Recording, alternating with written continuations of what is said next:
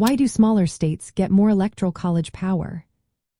Imagine a system where the influence of each participant is not solely determined by their size or population but also by how the system is structured.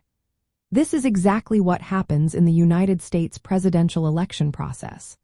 The Electoral College is a unique method used to elect the president, and it gives smaller states a proportionally larger voice than their population might suggest. The reason for this lies in the way the Electoral College is composed. Each state is allocated a number of electoral votes equal to the total number of its representatives in Congress. Representatives are determined by the state's population, which means larger states have more representatives and thus more electoral votes. However, every state also has 2 senators, regardless of its population size. This means that even the smallest states have 2 electoral votes from their senators.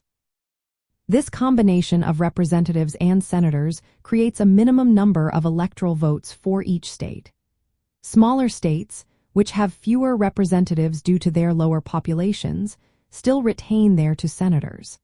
As a result, their total electoral votes are disproportionately higher when compared to their population size. For example, a small state with a population of just over 1 million might have about 6 or 7 electoral votes, while a large state with over 20 million residents could have around 50 or 60 electoral votes. This means that each electoral vote in a smaller state represents a larger portion of the state's population than in a larger state. This design was intentional when the system was established. The Founding Fathers wanted to balance the influence of populous states with that of less populated ones.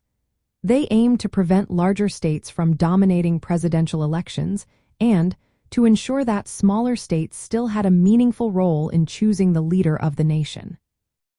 In essence, the structure of the Electoral College, with its combination of population-based representatives and fixed senators, results in smaller states having a relatively greater influence per person.